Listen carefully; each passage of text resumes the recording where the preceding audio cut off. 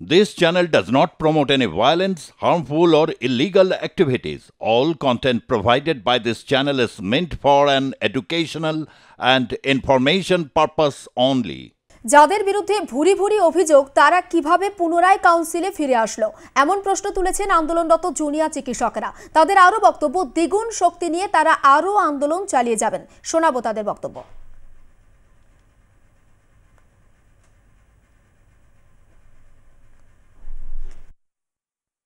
আজকে আমরা হঠাৎ দেখলাম, আজকে এতদিন পর হঠাৎ আজকে আপনারা সবাই জানেন যে আজকে থেকে আমাদের যে এমডিএমএস যে পরীক্ষা, থার্ড ইয়ারের পরীক্ষা আজকে থেকেই শুরু হয়েছে। আজকে হঠাৎই দেখলাম যে এই দিনটার সুযোগ নিয়েই বলতে পারেন, হয়তো দেখা গেল যে ডব্লিউবিএমসির একটা মিটিং, সেই 9 আগস্টের পর থেকে যে মিটিং কখনো হয়নি, হঠাৎ করে একটা মিটিং ডাকা হলো। সেখানে আজকে আমাদের সিনিয়র ডাক্তারদের যে সংগঠনগুলো রয়েছে তারা আজকে ডব্লিউবিএমসি অভিযানের ডাক দিয়েছিলেন, এই খবরটা আগে থেকেই পেয়ে হঠাৎ আমরা জানতে পারলাম যে সেই অভিযানের বলুন বা আসার খবর পেয়ে তার আগেই সকাল 10টায় একটা মিটিং নাকি হয়ে গেছে। সেই 10টা মিটিংয়ের পর দেখা যাচ্ছে যে অভিজ্ঞদের বিরূপাক্ষ বিশ্বাস, যাদের বিরুদ্ধে এত ভুরি ভুরি অভিযোগ এবং মানে এই এতদিনের আন্দোলনে যে নামগুলো গোটা পশ্চিমবঙ্গের মানুষ জেনে গেছে, ঠিক আছে, সেই লোকগুলোকে আবার মেডিকেল কাউন্সিলে নাকি ব্যাক করানো হচ্ছে, এরকম একটা সিদ্ধান্ত নেওয়া হয়েছে। আমরা বারবার বলেছি যে মানে অজস্র অভিযোগ, আজকে যে এই থ্রেড কালচারের কথা হচ্ছে, ভয়ের রাজনীতির কথা হচ্ছে, তাদের মাথায় যারা বসে রয়েছে তাদের সবার নাম তো সামনে আসেনি, অন্তত যাদের নাম সামনে এসেছিল এই অভিজ্ঞদের বিরূপাক্ষ বিশ্বাস, যাদের এই অভিজ্ঞদের বিরুদ্ধে স্বাস্থ্য ভবনে আমরা জানি যে তদন্ত হয়েছে, তাদের রিপোর্ট আমরা দেখেছি। এসএসকেএমে যেখানে পিজিটি নাকি সেখানে তাদের বিরুদ্ধে অভিযোগ হয়েছে, তার রিপোর্ট আমরা দেখেছি।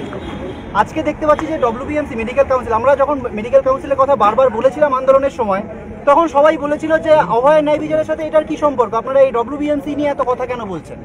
আজকে বোঝা যাচ্ছে যে আমরা যে কথাগুলো বলছিলাম সেটা কতটা ভ্যালিড, কেননা দেখা যাচ্ছে যে আন্দোলন একটা তো ভাবে যে প্রতিবাদের সেটা একটা ভাবে স্তীমিত হয়েছে, সময়ের নিয়মেই হয়েছে, কেননা আন্দোলন তো একইভাবে চলে না।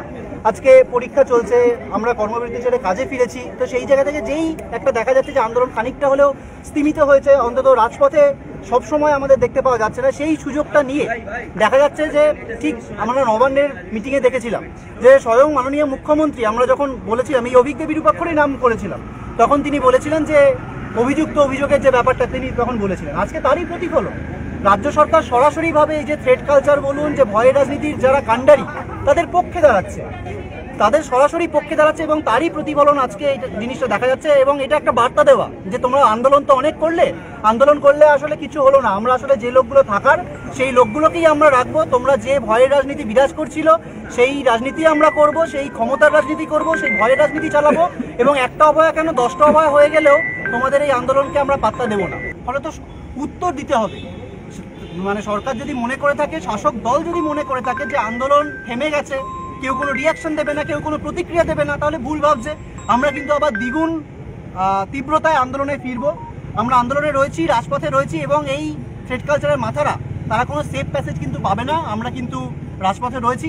আজকে আমাদের সিনিয়র ডাক্তারদের যে সংগঠনরা রয়েছেন তারা আজকে এখানে অবস্থান করছেন, আমরাও তাদের সাথে এখানে অবস্থানে কিছুজন থাকবো। কালকে সকালবেলা যারা আসতে পারছেন তাদের সবাইকে এখানে আসার অনুরোধ জানাবো। আজকে আমরা হঠাৎ দেখলাম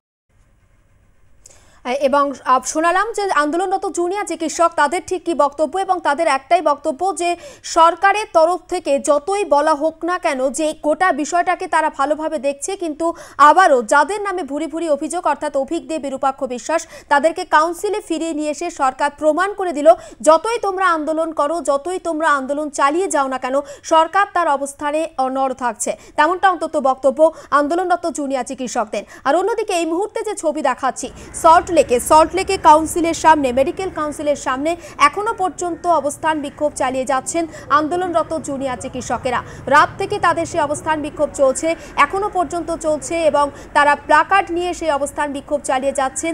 এবং পুলিশে ছয়লাভ করে দেওয়া হয়েছে গোটা এলাকা, যাতে কোনো রকম কোনো অপ্রীতিকর ঘটনা সেখানে না ঘটে। ছবি দেখাচ্ছি সকাল থেকে এখনো পর্যন্ত, সকালে যে ছবিটা উঠে এসেছে, গতকাল রাত থেকে সেই আন্দোলন চলছে, এখনো পর্যন্ত সেই আন্দোলন চালিয়ে যাচ্ছেন আন্দোলনরত জুনিয়র চিকিৎসকেরা। অভিক দে বিরূপাক্ষ বিশ্বাসকে কাউন্সিলে ফিরিয়ে নিয়ে আসার প্রতিবাদে রাতভর তারা অবস্থান বিক্ষোভ করেছেন এবং সকালেও সেই অবস্থান বিক্ষোভ জারি রেখেছেন তারা এবং সল্টলেকের মেডিকেল কাউন্সিলের সামনে তাদের সেই অবস্থান বিক্ষোভে সামিল হয়েছেন জুনিয়র চিকিৎসকেরা এবং তাদেরকে সঙ্গ দিচ্ছেন সিনিয়র চিকিৎসকেরা। তাদের একটাই বক্তব্য যে অভয়ের বিচারের দাবিতে যেভাবে রাজপথে তারা সামিল হয়েছিলেন, যেভাবে ঝাঁপিয়ে পড়েছিলেন তারা, গোটা রাজ্য দেখেছিল, রাজপথ কার্যত উত্তাল হয়েছিল, সেই বিচারের দাবি থেকে তারা এক বিন্দু পিছপা হবেন না, এটা তাদের সাফ বার্তা। পাশাপাশি আরও একটা প্রশ্ন তুলেছেন তারা, থ্রেড কালচারের পান্ডারা কিভাবে ফিরল কাউন্সিলে, আমরা দ্বিগুণ শক্তি নিয়ে আবারও আন্দোলনে ফিরব। এই মুহূর্তে ডাক্তার সুবর্ণ গোস্বামী রয়েছেন আমাদের সঙ্গে টেলিফোন লাইনে। ডাক্তার গোস্বামী, থ্রেড কালচারের অভিযোগ যাদের বিরুদ্ধে মাত্র 4 মাসের ব্যবধান আবারও কাউন্সিলে ফিরলেন তারা, কিভাবে দেখছেন গোটা বিষয়টা?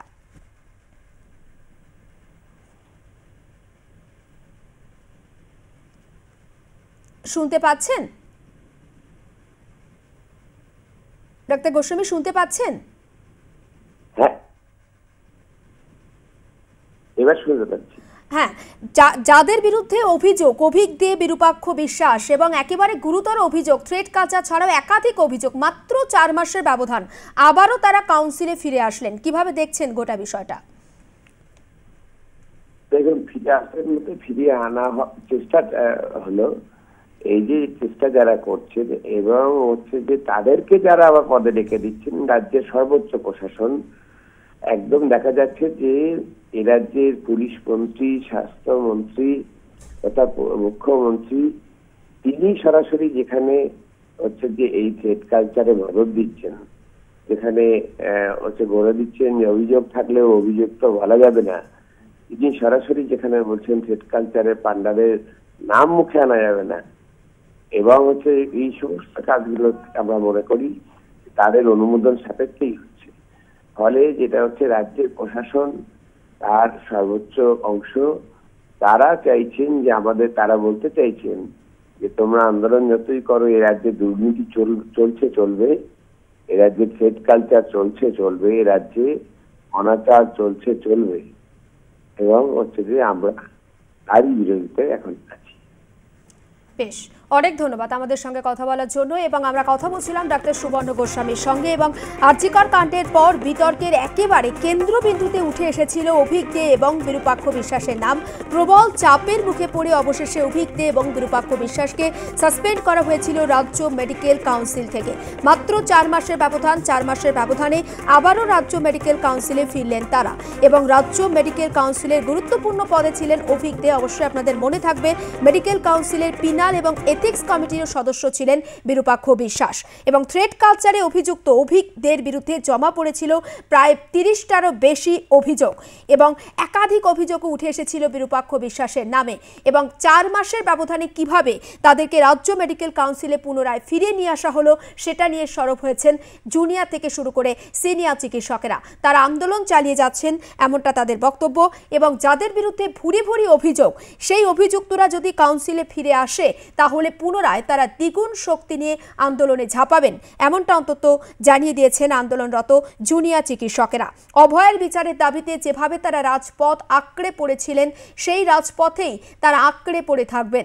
এবং এই মুহূর্তে যে ছবি দেখাচ্ছি সল্টলেকের মেডিকেল কাউন্সিলের সামনে এখনো পর্যন্ত বিক্ষোভ অবস্থান, ধর্ণা কর্মসূচি চালিয়ে যাচ্ছেন আন্দোলনরত জুনিয়র এবং সিনিয়র চিকিৎসকেরা।